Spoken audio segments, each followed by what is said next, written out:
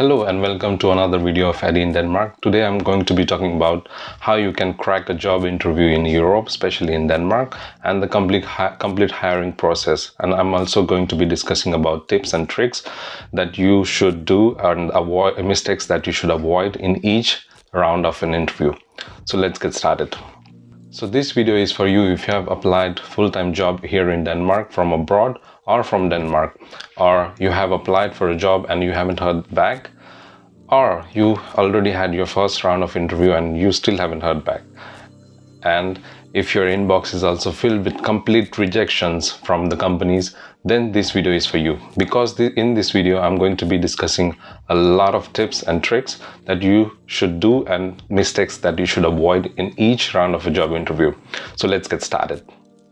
So before we begin, I would like to say that this video is completely based on my own experiences here in Denmark, because I've been living in Denmark for almost 11 years now, and I've been to many job interviews. And when I went to job interviews, I always asked them for a feedback, even though I got rejected.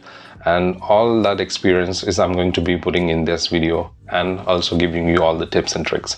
So let's start. The round one of the job interview begins when they send you an email or they call you to check if you're available for the job. Once you say, okay, I'm very interested in the job, then the process begins. Then they send you a confirmation email with the attachment of people that you might be in the job interview. So what you want to do is look up those people online and read about them, if they know what are their backgrounds, and maybe your interest matches or something. It's not stalking, but it's recommended. You can always find the people in Denmark. It also shows your passion, that you're doing this research, you want to know about the people and your job interviewer. So yeah, once you've done that, so the round one, you probably get an invitation for the interview. Once you go to the interview, it's like first time I went for a job interview, it was nerve-wracking. I didn't know what happens in job interviews here in Denmark, because my all experience was in India and other places. So and that's totally different from what I have experienced before. So it's like very comfortable. You don't have to be nervous at all, because first thing they do is make you very comfortable. They break the ice by asking you politely for everyone asks you for coffee or tea or water, just to, get started, calm down. And then you just within 2 or 3 minutes, you get calmed down and, you can relax and answer questions more, clearly. So they probably ask you for a coffee and tea, and then mostly the job first round of an interview is with 2 people. One could be an HR or one is the head of department. If it's a small company and they don't have an HR, so there's probably a department head or some other guy. So in the first round of job interview, they ask you for about yourself, and they tell you about the company also. So make sure you also have a small summary of yourself, explaining what you want to do and stuff. I'll get back to that in a minute. They also talk about the company and the job. So they really like to talk about the company, because every job interview I went, they talk 10-15 minutes at least explaining the company, when did they start, and they love to get out there and explain people why they are so passionate about this company and stuff like that. So once that's done, it's they discuss the job description and the skills that you have.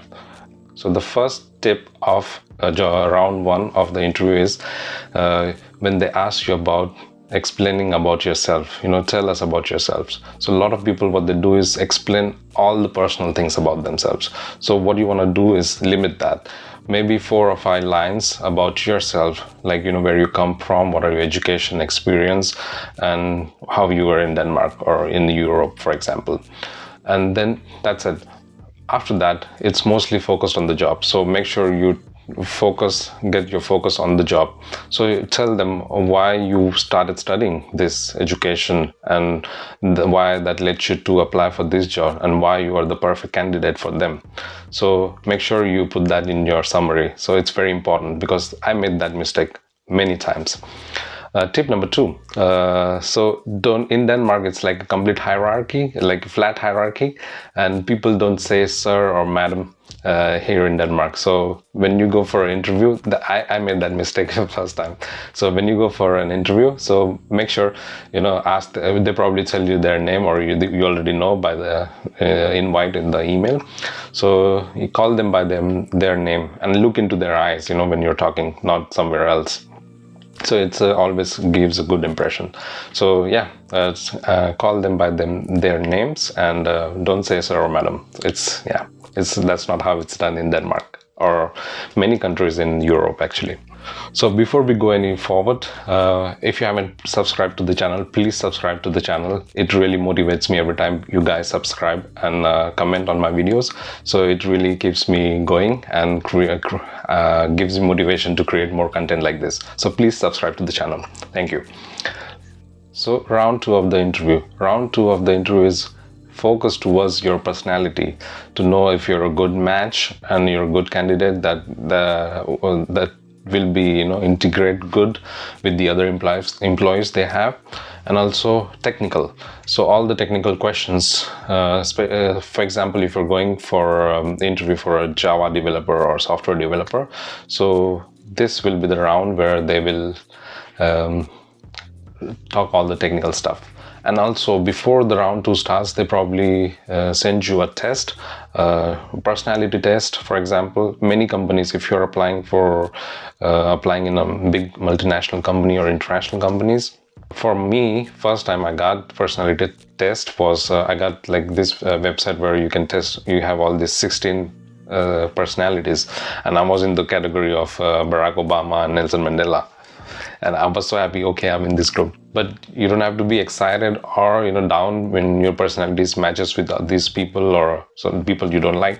So every personality is different. So they just want to see what kind of personality you are, and depending on your personality is the questions that you will be asked. So most of the times.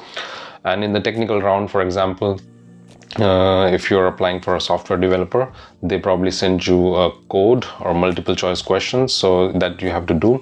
So if you think it's really hard and you can't do it, so don't leave it blank.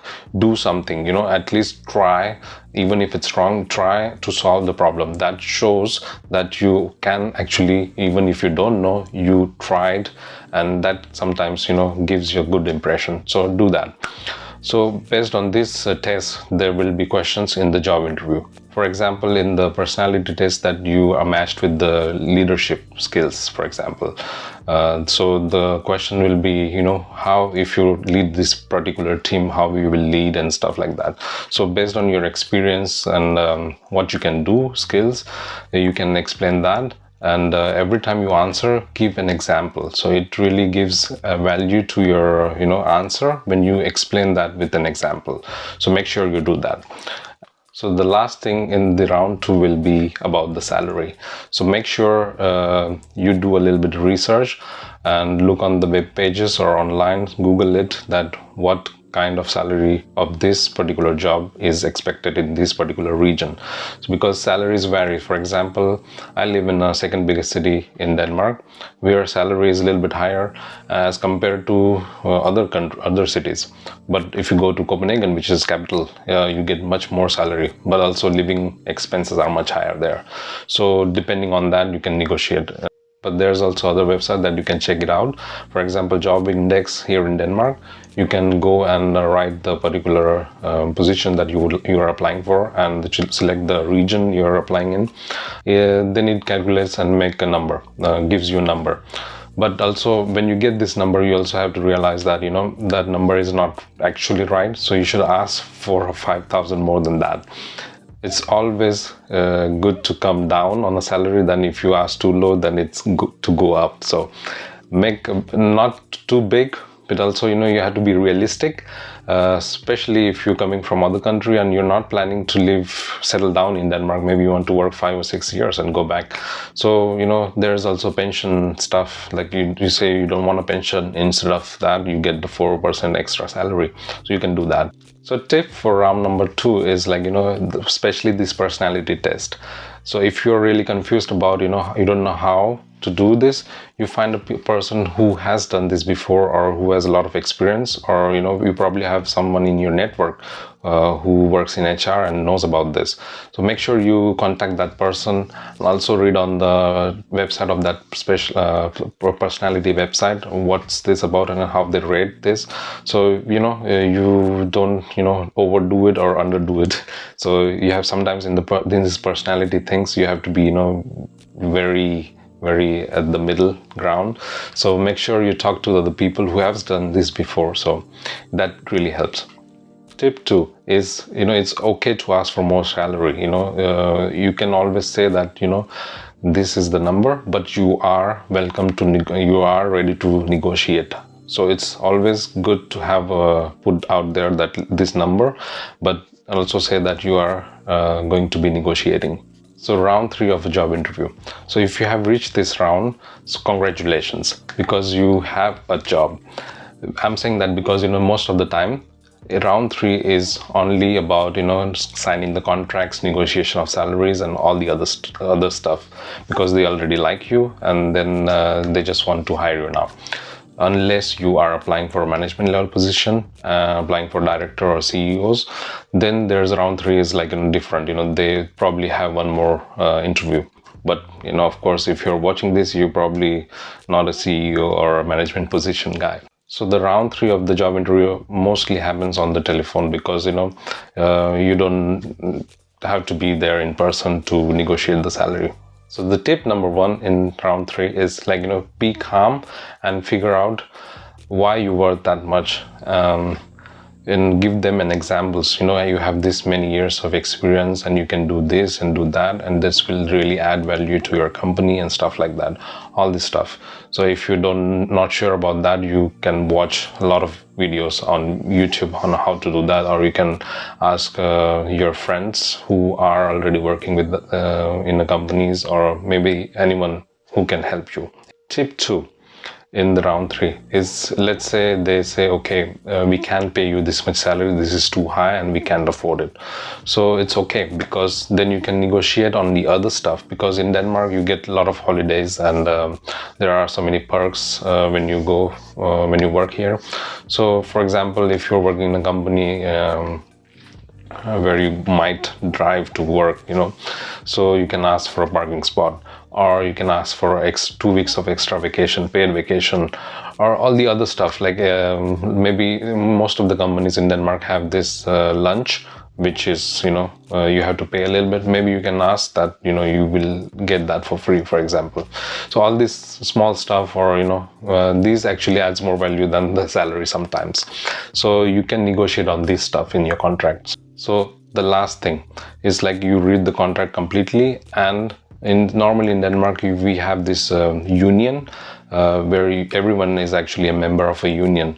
So where you probably discuss with them if this is good in this contract, maybe they should remove something or add something, or it's a good salary, or they will help you with all this stuff. But if you're coming from abroad and you have no idea about this, so once you come to Denmark, please sign yourself off to the unions, which is very important in Denmark. So anything happens legally or personally, privately, so these unions can help you out. So thank you for watching this video, and please make sure if you have any doubt, write them in the comment. I will try and answer that, and please subscribe to the channel. Thank you.